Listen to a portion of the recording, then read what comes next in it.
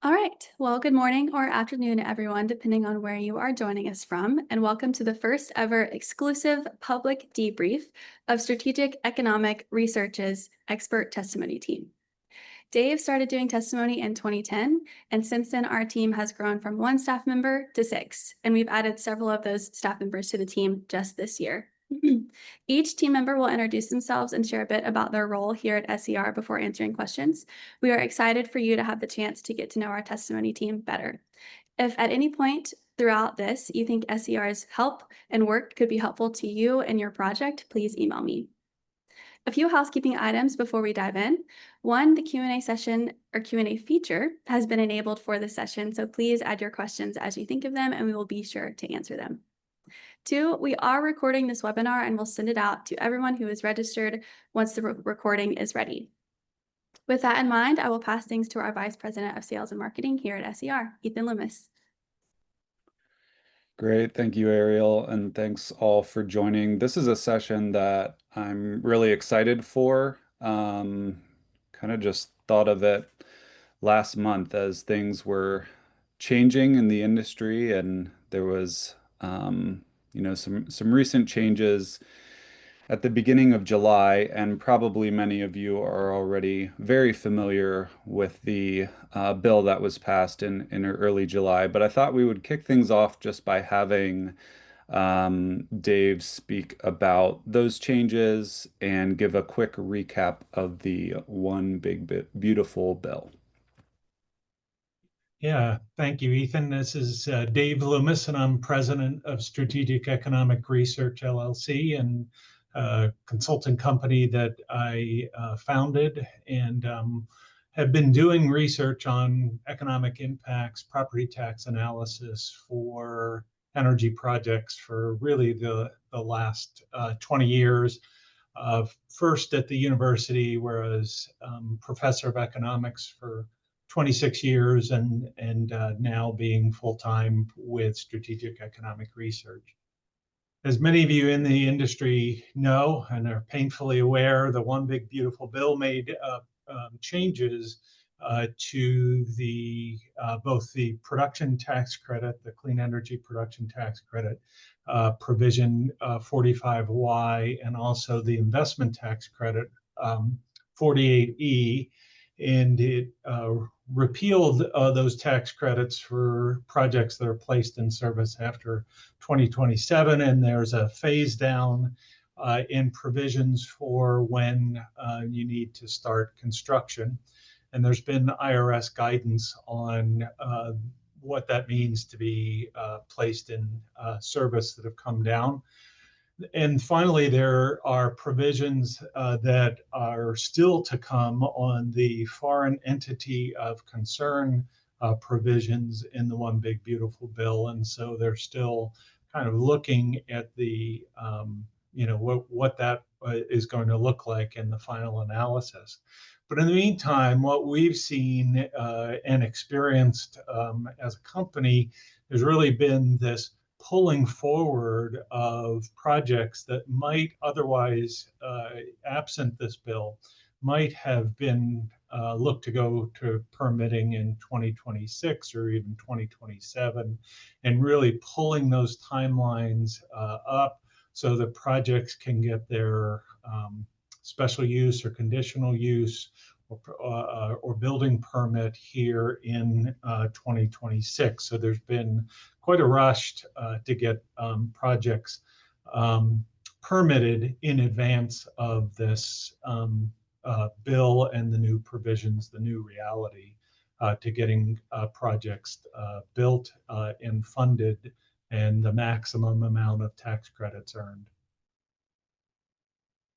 Great. Well, thanks for speaking to that and keeping it brief, as I know many of our developers are already aware, but that's always a helpful recap to frame the discussion. And I do feel like our team has a pretty unique viewpoint of the permitting landscape when it comes to renewable energy projects. Ariel mentioned, Dave, you started with some of the first wind projects in Illinois, and now we've grown to bring on some more team members that can provide expert testimony for the economic impact analyses that we perform for these projects. We've really grown to a national scope, working on projects not only in the Midwest, but all across the US.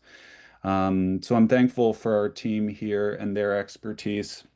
But Dave, you are still doing the bulk majority of the expert testimony, and um, I would like you just to share with the folks that are here on this webinar, just how busy have you been? How much travel have you been doing the past couple of months? Well, I feel like I've been here, there, and everywhere. Lots more travel than I have in the past, and so this did cause me to go back and kind of tally up. And just for reference, I did hearings, testified 9 times in 2024. Um, but so far in 2025, I've testified 22 times in the years not out. So it's definitely ramped up. And I've testified 12 times just in August and September. So the pace is accelerating here. I posted on our internal company website that I broke some records. I did 3 hearings in 24 hours, and then I did 4 hearings in 4 days, including a trip to Mississippi. So that was 2 of my all-time records that I dared the team to break here, and I think that's going to stand for a long time. So lots of hearings, lots of meeting dates, a lot of prep meetings in advance of those hearings. Yeah, thank you for speaking to that. It has felt quite busy, and I'm with all of the travel for you. You've been on the road a lot. Um, this is a question just for anyone on our panel to be able to speak to, but just generally, I explained we have kind of a unique viewpoint with seeing a lot of different permitting hearings, seeing it at the state level, county level, a variety of different situations. What structure do developers typically have for these hearings, and how much control are they given over this structure?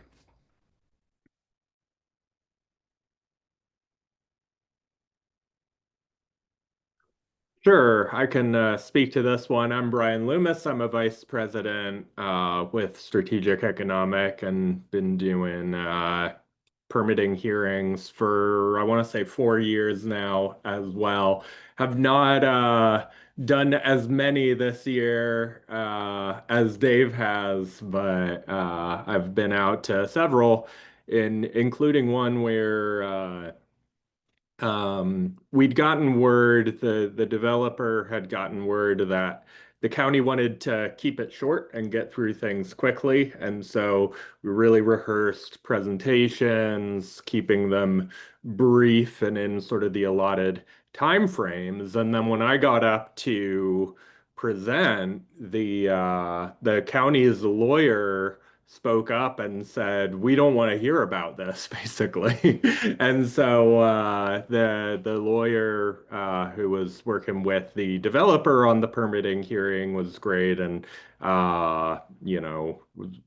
helped get through that situation and say, "Hey, this is what," and then the lawyer spoke up again. It was a little bit of a conversation and ended up not presenting. So it can be, they do generally what I've seen, at least at the local level, is the developers have some flexibility, but you also want to do, what the county is looking for, and you might not get real clear guidance on that going in. So I thought the developer for that project and their legal team and everyone did a great job. You got to sort of think on your feet and be able to respond to unexpected things happening in the hearing. So yeah, that team did a great job.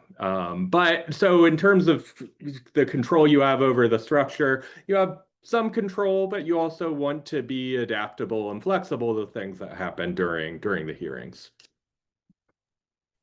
Yeah, I'll add to that. I think that's been a running theme that more and more of the hearings have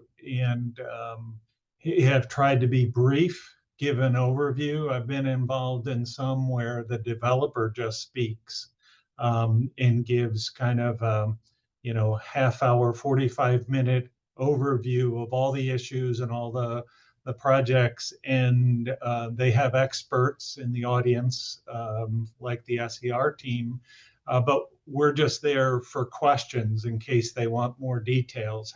How did you come up with those tax numbers? How do you measure a job, and how can you be assured that these jobs are going to be local? Those kinds of questions.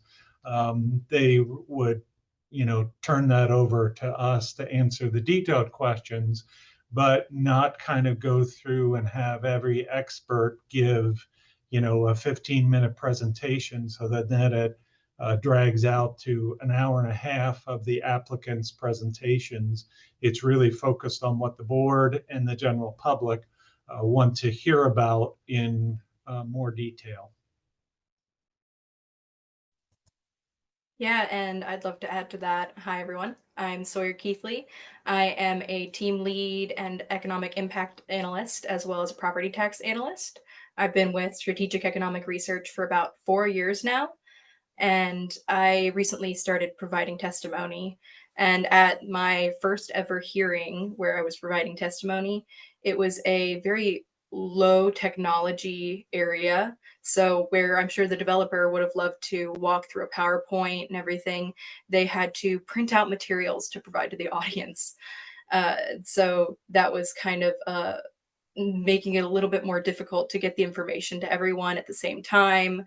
And I think that the developer did a great job at trying to make sure that everyone was on the same page, and literally and metaphorically. But uh, another thing was that the board themselves were trying to make sure that it was as structured as possible in the way that they were used to. But there wasn't a lot of discussion beforehand about how that structure was going to work.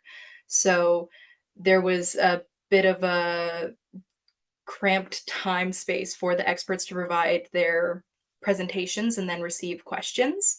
And so what went from a 5 to 10-minute presentation for each expert witness turned into can you present this in 3 minutes and then answer questions from the board and then the audience and then the board again. So being able to stay on your feet and move with those changes as they come is really important as an expert witness or any member of a developing team.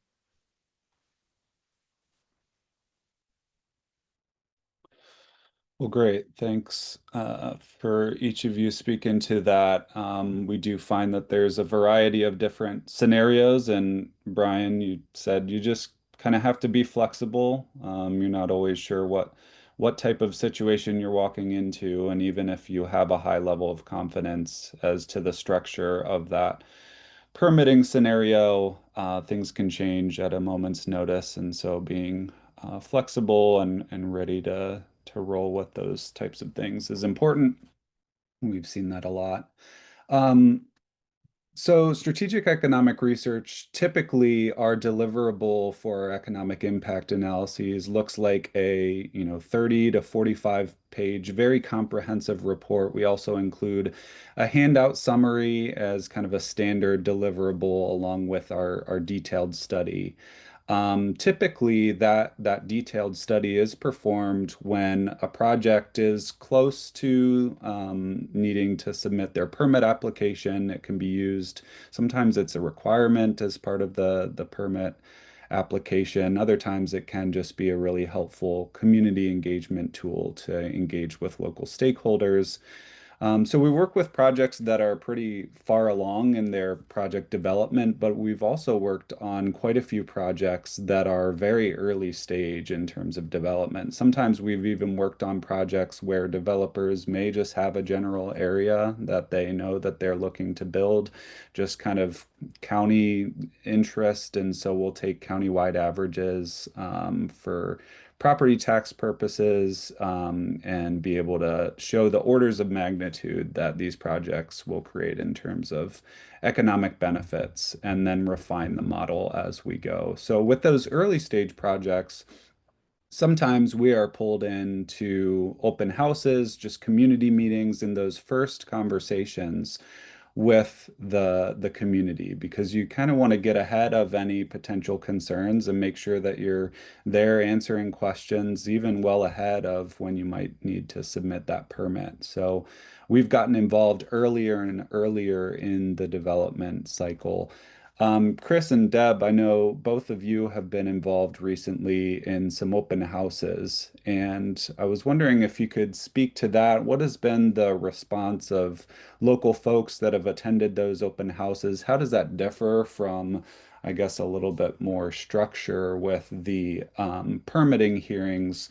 Walk us through what those open houses have been like for you and what feedback that you've been getting regarding the economic impacts and property tax benefits. Yeah, be happy to. So this is Chris Thankin. I am the Director of Economic Impact Analysis here at SER.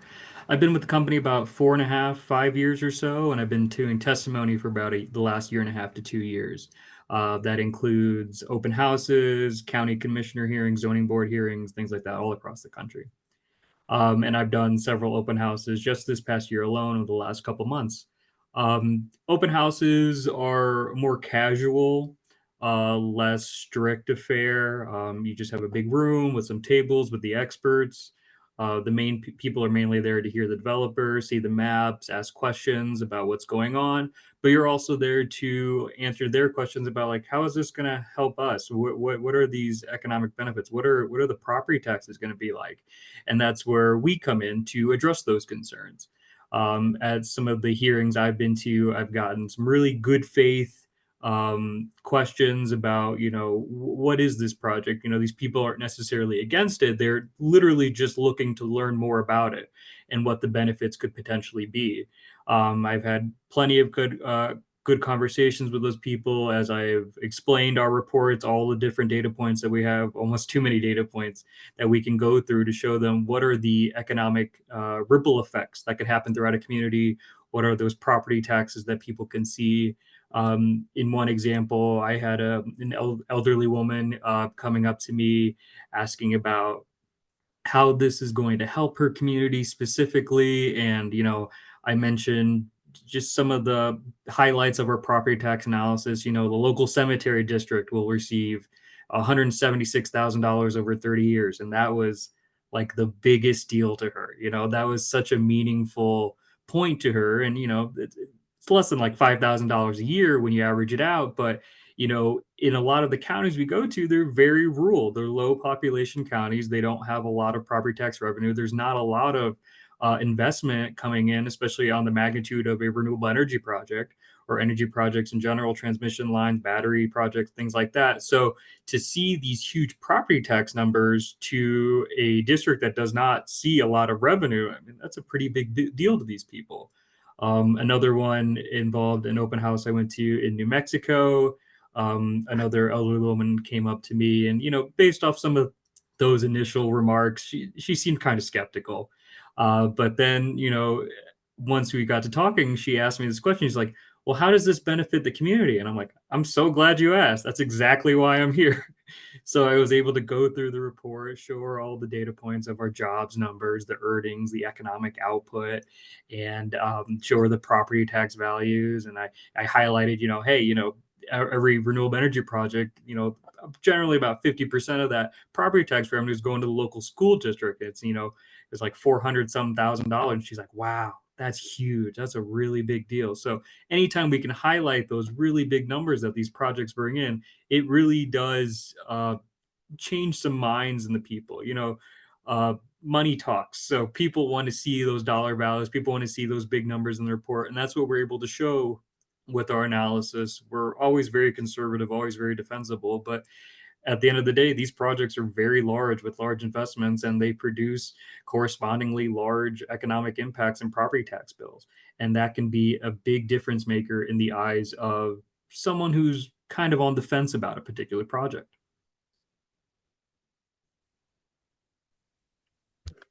Hi, everyone. I'm Deborah Dingus. I am the Director of Property Tax Research here at Strategic Economic Research. And building off of what Chris said, I agree the open houses were a great way to have a conversation with the local residents who want to, when it comes down to it, especially in my experience attending open houses, residents who value their small town roots, they really want to see how the projects will affect their small town.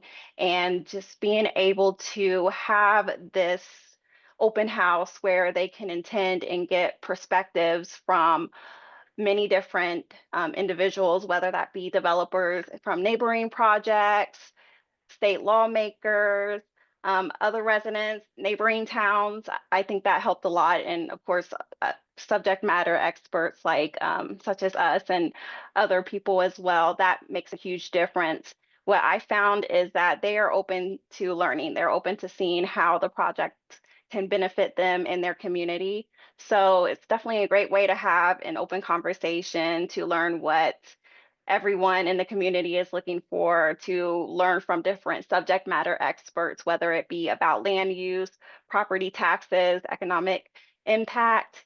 And what I found as well is these open houses have a lot of great informational resources. So it's a learning opportunity as well, even if you're not from the local community and you want to learn about renewable energy on a bigger scale. It's a great way to come and learn not only from the economic side or property tax side, but from many different perspectives and angles. So that's been the biggest thing that has stood out to me regarding the benefits of these open houses, and just how open even people who may be in opposition, just how open they are to reaching a middle ground or to having a discussion about the potential impacts. So I agree with Chris regarding showing them that money talks. At the end of the day, money talks, showing them how it will actually benefit their community rather than come and destroy their small roots, their values. And also one that I attended recently was in my home state. So being able to, and the developer, when I was talking to the developer that we were working with as well, one thing that they really wanted us to emphasize was how we could relate to them. So me being from a small town myself and seeing the effects of different renewable energy projects, being able to tell the local residents, I'm not just, I'm not just a property tax analyst, I'm not just, working at a consulting firm. I understand the effects that this can have on a personal level as well. And so being able to relate to them, I feel is helpful as well. Great. Thanks, Chris. Thanks, Deborah. Appreciate that insight. Shifting focus here, renewables are no stranger to questions from the community, concerns for a variety of reasons. Have you all seen organized opposition groups to the projects that you have worked on? And is this in most counties that you're seeing organized opposition? Is it mostly unorganized, just a few community members voicing their concerns? Walk us through what you've seen and what their concerns have been recently. Yeah, I think the biggest thing that's opposition has always been a part of the hearings that I've been to. Sometimes it's more organized or less organized, and also depends on, the county's how the county runs the hearing, how much you'll hear from the opposition, whether they can question the experts, and how long the hearing goes as a result. I think the biggest change I've seen since the Big Beautiful Bill is that opposition does feel a little emboldened to talk negatively about the economics of the projects, specifically around the removal of the tax credits and talking about renewable projects as, oh, they're not economically viable. They were getting these tax credits, thank goodness they were removed, that sort of thing has been more of a talking point from opposition. And so having a positive economic story to tell about the project, I think can be really important to counter that. And it you know, to me and I think to many of us, those things would not be necessarily related, the federal tax credits versus like the local property tax benefits or the jobs numbers or anything like that. But in the hearing, it's been a lot blurrier to the public in the hearings I've been to when you start throwing around numbers, it can turn a lot more emotional than actually analytical. And okay, the tax credits, the federal income tax credits and property taxes, are really not, related. But it can seem that way. And so being clear about the positive benefits in terms of taxation now, I think can still be really important. Yeah, I'm going to chime in. It's really varied quite a bit in the hearings that I've been to. I was to a hearing that lasted 1 hour from beginning to end to the vote, and pretty much nobody really spoke up in opposition strongly, and they voted and cleared or got approval. And then I've been to other projects. There was one where the room was packed. There was a line around the block trying to get in, mostly of people who were opposing the project, and they had to let people. We were at the limit. The fire marshal apparently was in the audience, and we reached the fire marshal limit for the room, and so they had to dismiss people out of the room to bring new people in that had waited for hours. They hadn't heard what had been said previously, but they got in to be able to say their piece. That hearing went well past midnight. I know some locations have hard stops, say at 10 o'clock or 11 o'clock, but this one after midnight and then got continued to another night. So it really varies widely from location to location as to how much opposition, how organized they are, and how much they build a presence at a hearing in particular. Yeah, I'll share Yeah. Sorry. yeah, I'll share my opposition story as well. I was at a hearing in South Dakota, and sure enough, they're in the county board room, packed opposition, all wearing the bright colored shirts, all got the same colored hats, very, very well organized, all on Facebook, gotten that word out so that there was overflow into the hallways. People were pretty riled up about the project. However, the developer had spent a lot of time, meaningful time, talking to all of these county board commissioners, trying to gauge where they're at, who's on board, who isn't on board, who are those people that are still on the fence that you can potentially flip onto your side. And after getting our reports, utilizing that information in their presentation, focusing on property rights, really focusing on those county board commissioners, they were able to get a 3-2 vote in their favor. And it really came down to the wire. So it became pretty dramatic. A lot of high emotions, unfortunately, police presence, people getting kicked out of the hearings and whatnot.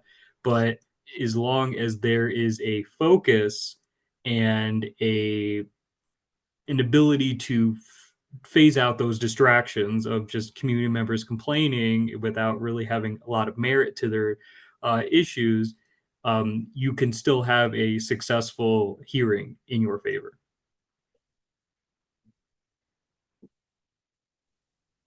It's been varied for me as well. For one project at the open house I attended, I talked with a formal organized opposition group that was talking about the environmental, wanted to learn more about the environmental effects. And they had a big stack of paperwork, research they did, and other findings they did. And then on the other hand, I also talked with more unorganized, informal groups as well. Just involving local residents who just came together and were more focused on the farmland or how the project would affect their property values. So similar to what Dave mentioned, I found that it's been varied for me as well.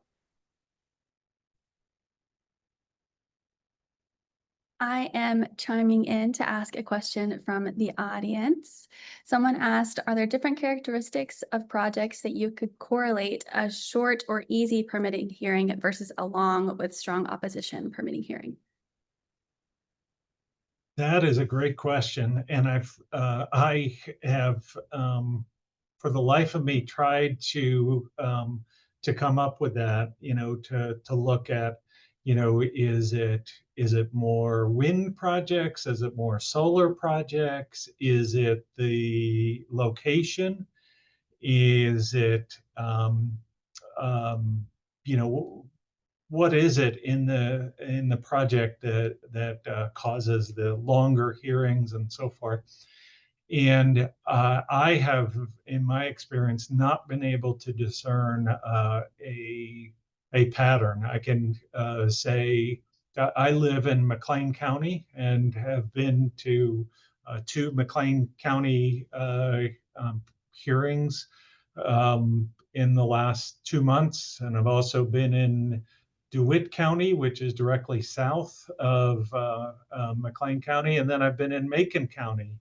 And all 3 have a very different feel, even though the projects are, some of them are just miles away from each other. But depending on the county government, their history and things seems to have more to do with things than the nature of the project and even geography, because it seems to be centered on the history of that county.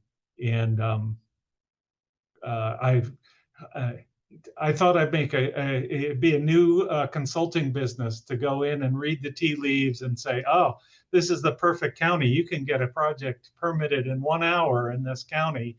If I could figure that out, I would definitely, be rich. I wouldn't be running SER. We'd have a new line of business.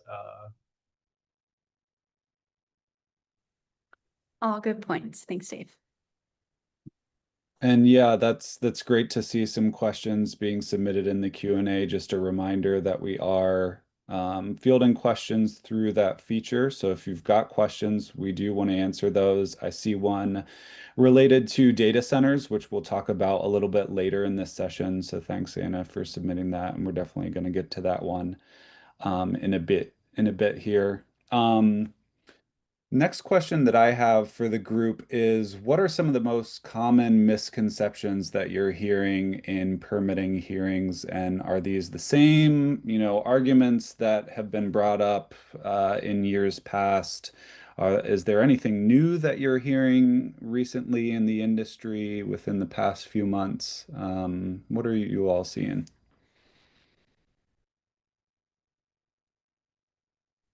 Yeah, I've got a somewhat unique one that came up. There are some, and I'm sure others will mention that do tend to come up in uh, are sort of recurring themes about the different technologies and the things that opposition sort of fixates on as the problem with wind or solar or battery storage or whatever it is.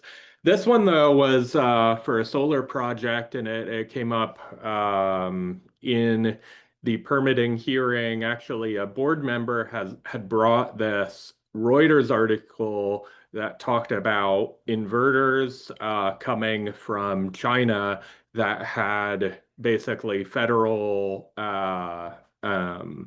inspectors had found the article called them rogue communication devices on these inverters. And so the article was very long but very vague about, these rogue communication devices and but this had come up in the permitting hearing, and the board member wanted to introduce a provision that any inverters coming from China had to be inspected before they were put in their county. The county's lawyer basically said to the board that that was outside their purview as a zoning board to introduce a provision like that, but the provision passed anyway. Later ended up being rescinded, and the project was permitted at a later time. But those sorts of things can pop up, and the developer in this case was aware that this was going to be an issue that was going to be brought up, and so had prepared an answer for that, and I thought did a fantastic job when it did come up. But doing that sort of groundwork and figuring out what's likely to come up and trying to control it for as much as you can, that's going to come in, while also being able to handle some of the unexpected things that are going to happen, because you can't always know everything that's going to be brought up. It can be really helpful. So.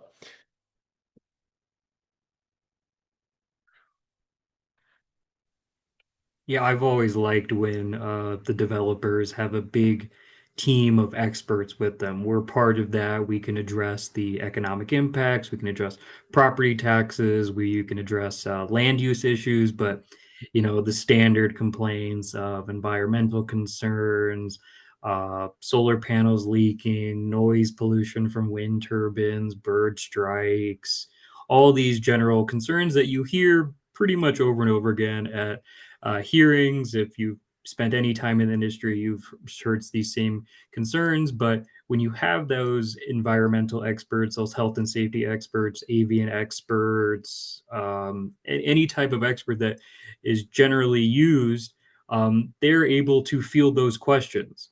And they are seen as an independent third party, separate from the developer at times. Some people will bring up the issue of they're being paid by the developer, but they still have the credentials and the knowledge to speak to the issues that are being brought up.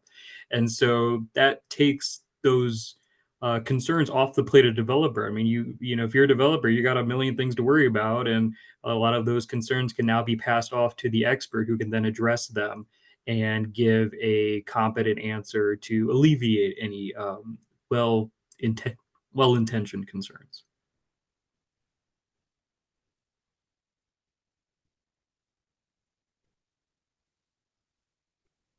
One common misconception that I encountered at the hearing that I attended recently was that maybe if it's next to the interstate or any sort of major roadway, that maybe what if a semi drives off the side of the road, or what if a tire falls off of a semi or large truck and goes bounding into the solar panels or equipment, and then it'll break, and then toxic metals is the term that was thrown around a lot during this hearing, but then toxic metals will leach into the dirt and then the drain tiles below. And that was a big concern with, it seemed, many of the audience members, not so much the board, which I think is another piece of that puzzle of misconceptions, is specifically targeting the people who will be making the decisions and addressing their concerns first, I would say. But then there's the public opinion, and those board members also have to acknowledge that the public needs to be heard and addressed in a respectful way that is educational sometimes, but these kinds of misconceptions can spread like wildfire and be hard to tamper down. But if you catch the pieces early, you can bring experts that can address them specifically, and that can provide a lot of comfort to that community.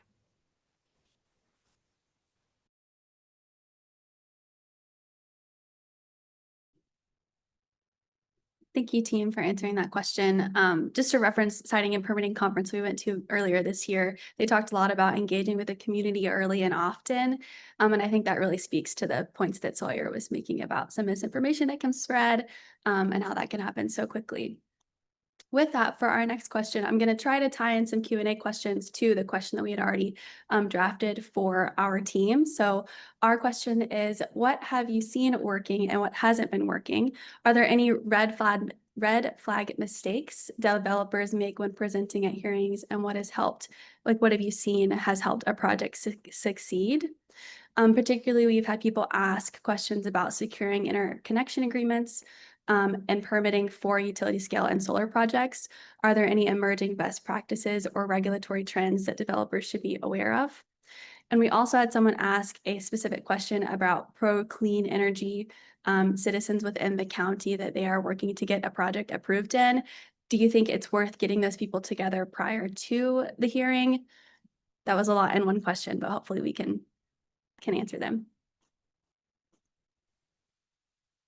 Well, I can take on part of the first part of that group of questions. As far as red flags that are seen at these hearings, it's not necessarily, I would say, a red flag, but to community members, sometimes those newer developers might experience a little bit of a harder time with the community, but also with the board in terms of their experience levels. The hearing I attended recently, the developer had experience, but only had one project operational and many projects already under construction where they had gone through this process before and received those permits.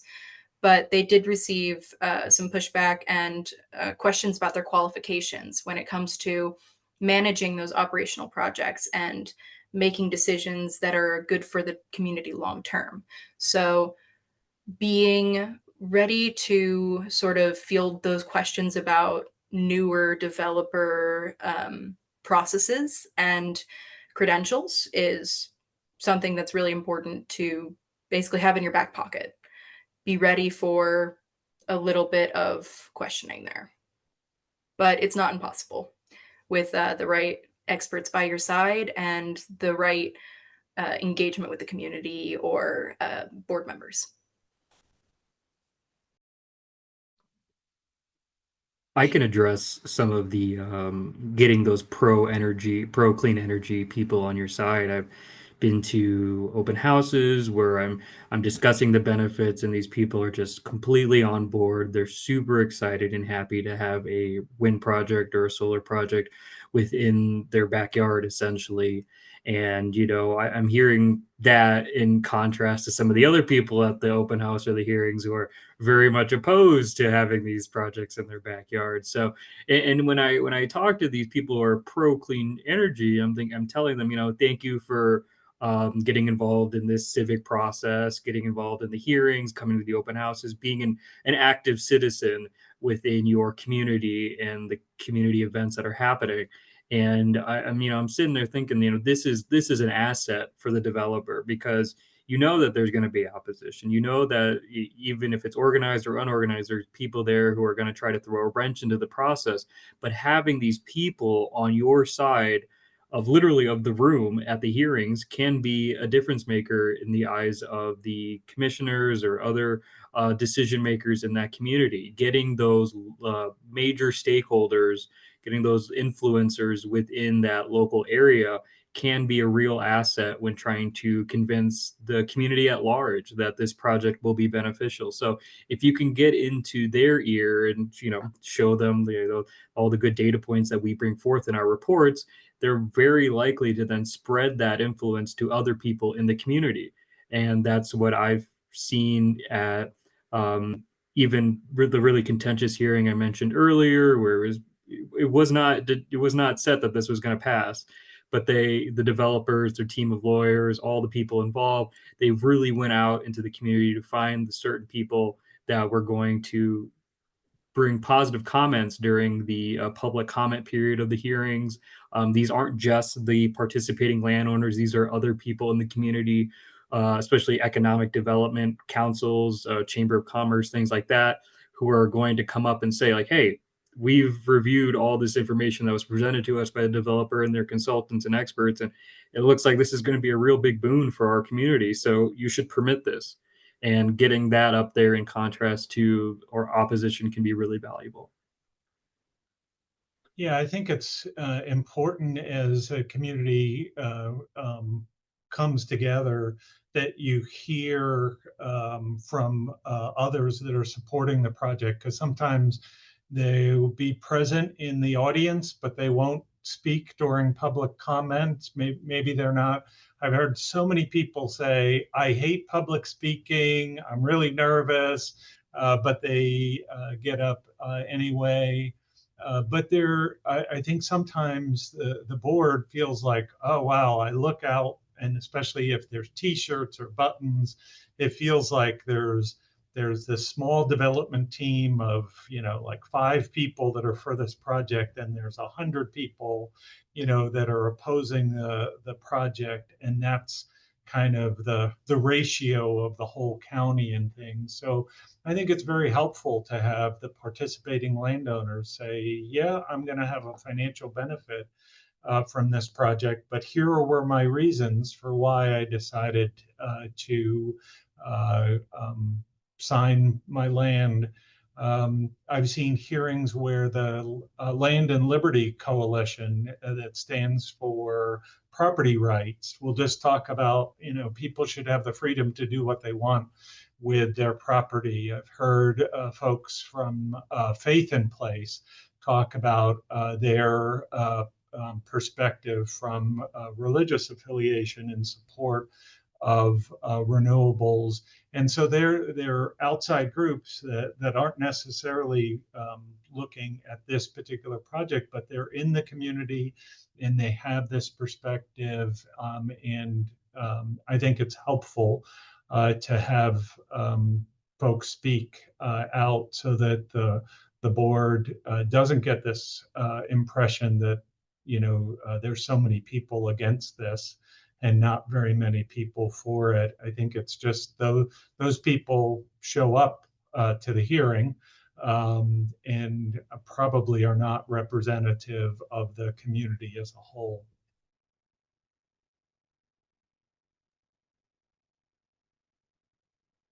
We had another question come in through the Q&A that I want to answer real quick because I know we have a lot of other questions to get through. But do you recommend working with local newspaper or news stations to discuss the positives of a project, or do you feel like this opens the door to more opposition?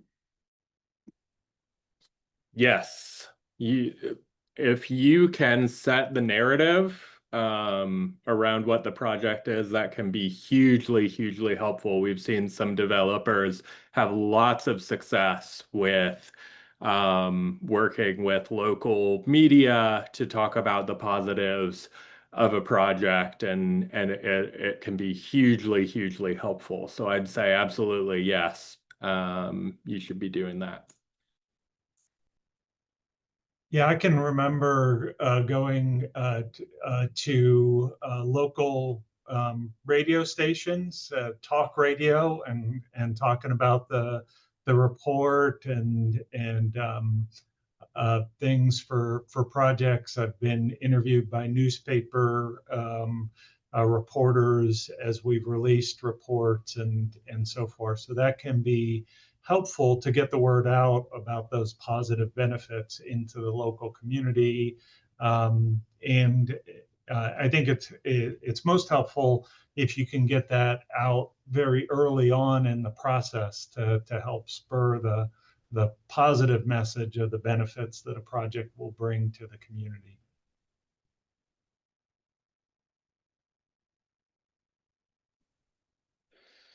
One of the other questions that we had for our team was just in terms of timing, what is the typical flow when a developer has a panel of experts? How much time do they usually get to present?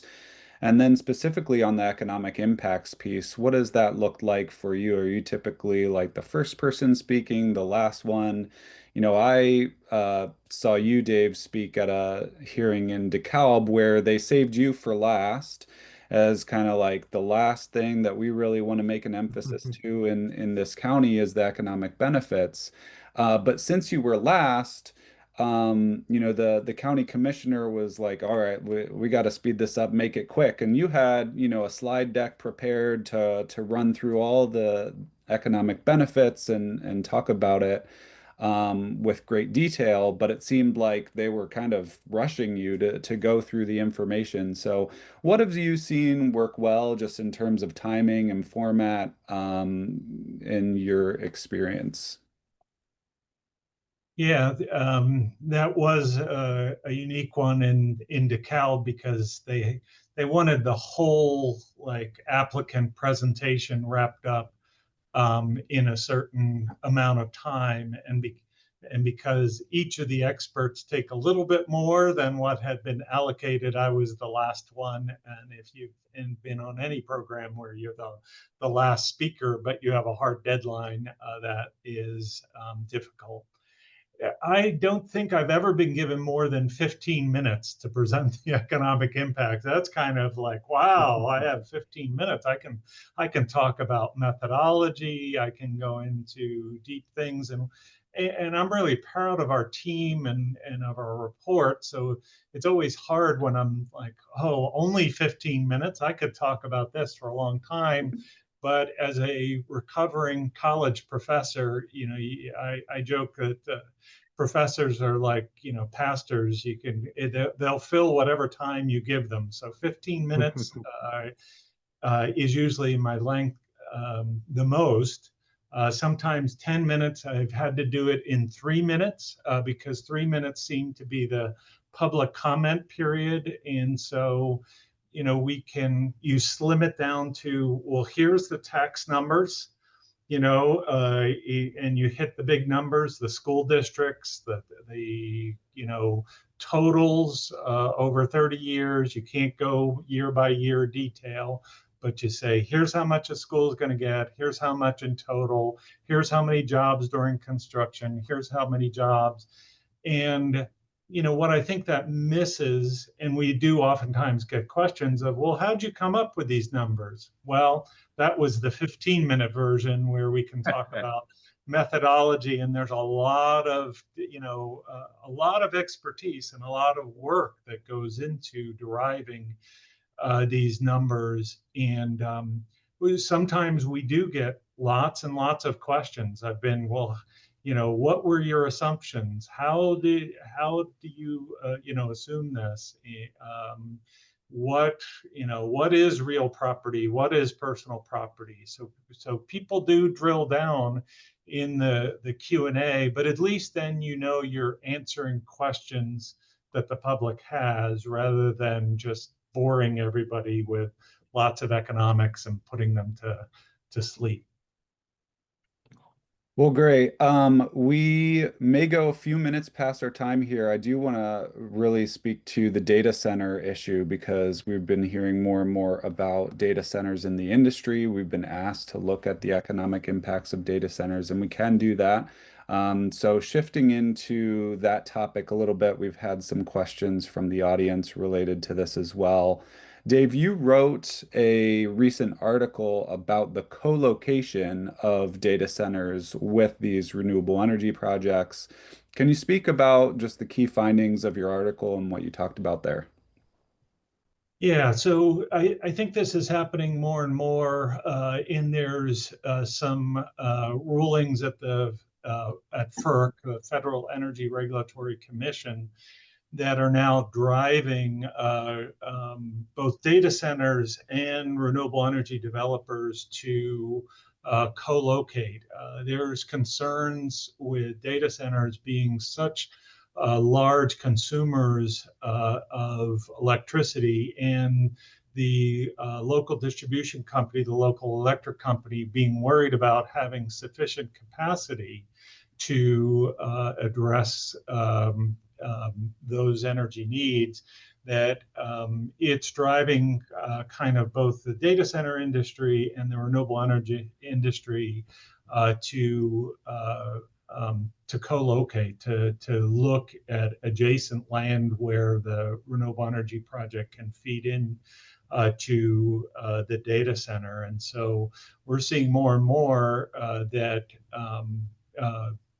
data centers are also having similar difficulties in getting their projects permitted because of some of the concerns, and because it's becoming top of mind, both the energy needs and the water needs for the data centers. They're getting a lot more scrutiny to get their own building permit. So that kind of lumps them together.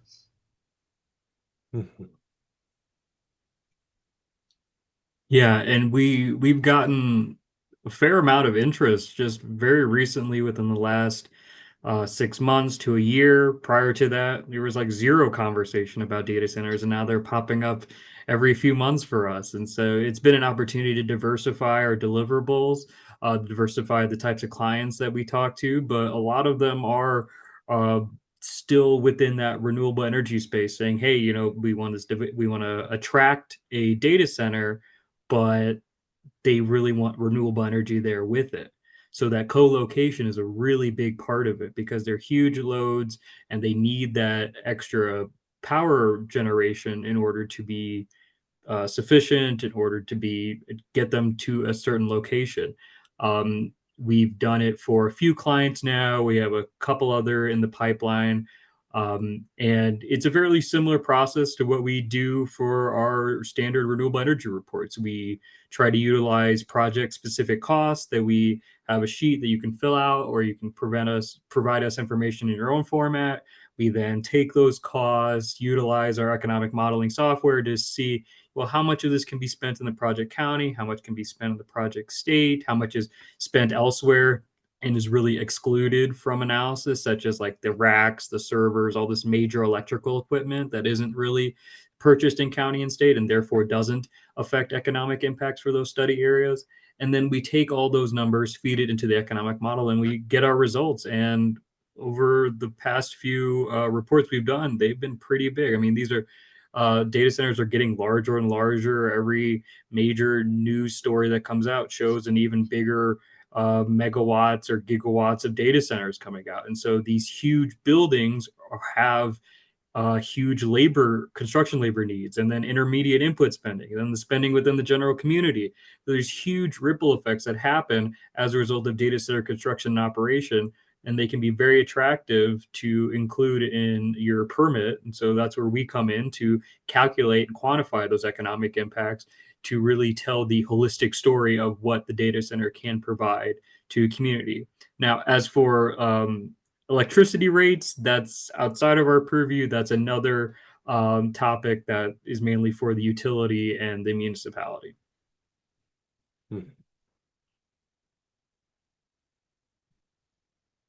Thanks, Chris, for chiming in. We do have another question about data centers and solar projects. What impacts have you seen around the tax comparisons between the differences of those? And do you see a strategy for managing those comparisons for people who only look at the money and the acreage used?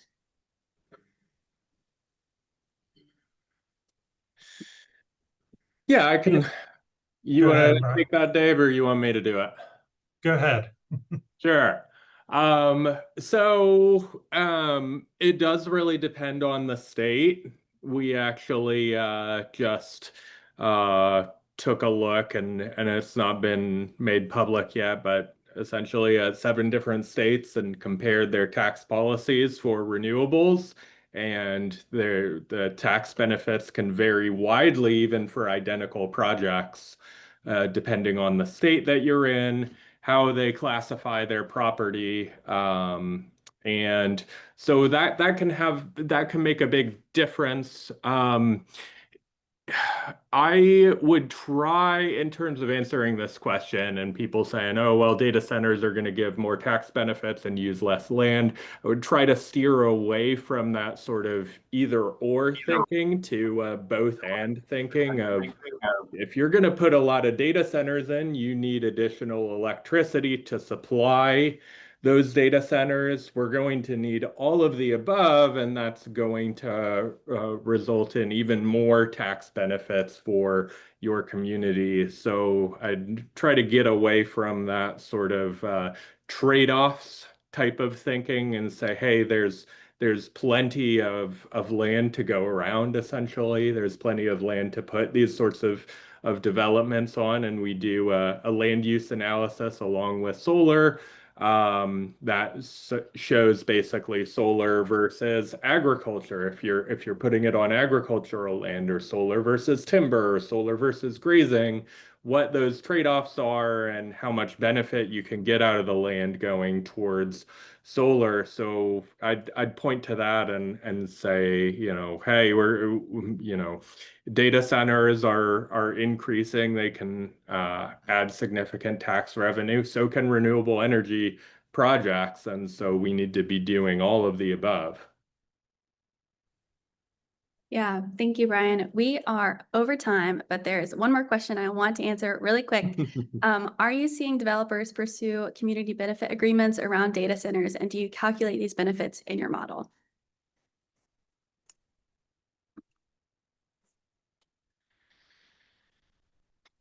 In our experience, I have not seen large community benefit agreements yet with data centers. There are sometimes that there are pilot agreements or payment in lieu of taxes agreements, and some of those could be, you could think of some of those as being community benefits, but in the form of tax payments. The difficulty, I think, with data centers and community benefit agreements is to identify priorities and what that money will go to and who it goes to. If it's built into the tax base, then usually it goes to the school, or it goes to all taxing entities in proportion to their tax rate and so forth. So if there's an initiative where a critical need that the whole community can rally around and the money would go towards that, that's easier. But in many cases, it's difficult to get community consensus and buy-in to what those benefits are going to go to pay for, and who has discretion. Where if it's built into the tax base, it's easier to see who's going to control that money and how it will flow. Thank you, Dave. Any last thoughts from our panelists and our expert testimony team? Okay. Well, thank you all so much for joining us today. Unfortunately, we're not able to get through all the questions. Maybe if we are just as busy the next 6 months as we have been the last 6 months, we will do this again. So thank you again for attending today. Thank you to our experts for sharing your experience and your expertise. Again, if you think that our services would be helpful for you or your project, please reach out and let us know. Again, this recording or this webinar was recorded, so you will be able to go back through and access all of the good nuggets of information that was shared today. All right. Thanks, everyone. Have a good day.